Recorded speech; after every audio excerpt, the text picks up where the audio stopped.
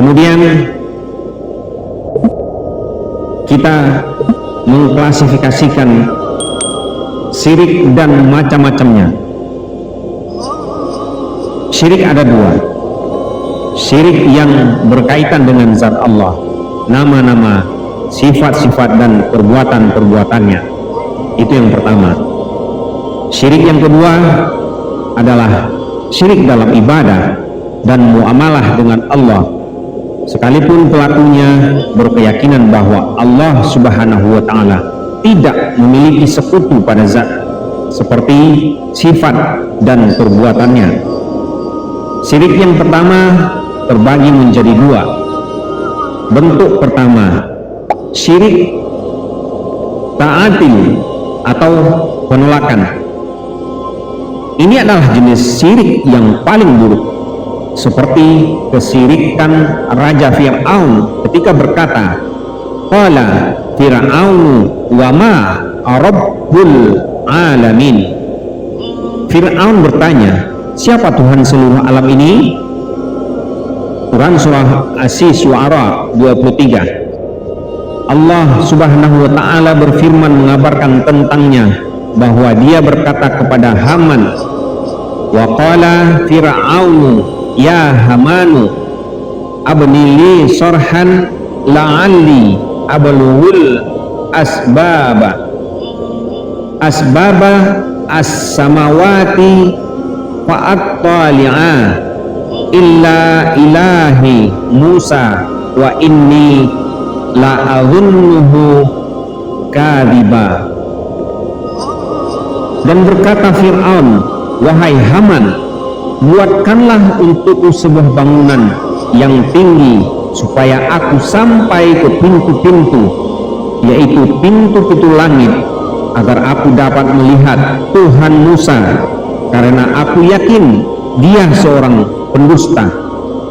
Quran surah Ghafir 36-37. Syirik dan ta'atil adalah dua hal yang saling berkaitan. Sebagai musyrik adalah pelaku ta'atil dan setiap pelaku ta'atil adalah musyrik. Akan tetapi syirik itu tidak mengharuskan dasar ta'atil atau penolakan.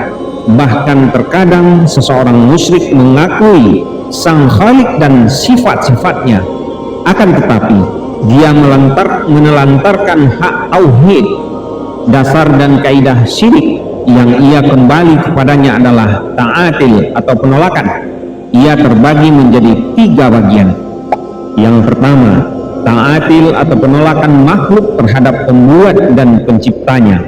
Yang kedua, ta'atil atau penolakan terhadap pencipta berkenaan dengan kesempurnaannya yang suci dengan cara menolak nama-nama, sifat-sifat dan perbuatan-perbuatannya.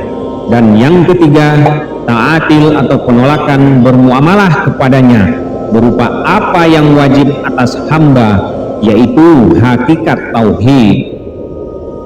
Bentuk yang kedua, kesyirikan orang yang mengangkat Tuhan selain bersama Allah dan tidak menolak nama-nama Allah, sifat-sifatnya dan rububiyahnya, seperti kesyirikan orang-orang Nasrani yang menjadikan Allah sebagai Tuhan ketiga dari tiga Tuhan atau Trinitas.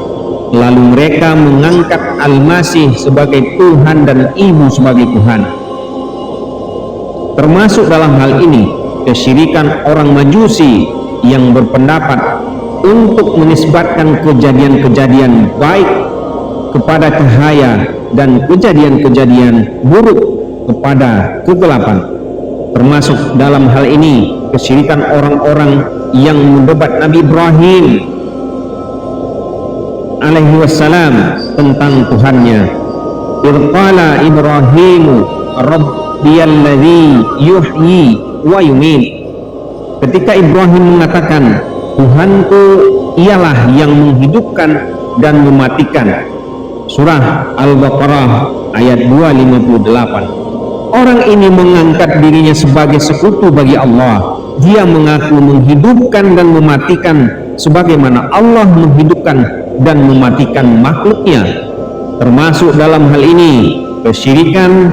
Kebanyakan orang yang menyekutukan Allah dengan benda-benda langit dan menjadikannya sebagai Tuhan yang mengatur urusan alam semesta, seperti keyakinan orang-orang musyrik Sabi'in dan yang seperti mereka. Termasuk di dalamnya hal ini kesyirikan para penyembah matahari, api, dan lain-lain sebagainya. Mungkin itu saja yang dapat kita sampaikan pada pertemuan kita di kali ini. Semoga kita dapat mengambil hikmah dari apa yang kita huraikan di atas ini, dan semoga Allah melindungi, menunjukkan kita ke jalan yang benar. Billahi taufik wal hidayah. Assalamualaikum warahmatullahi wabarakatuh.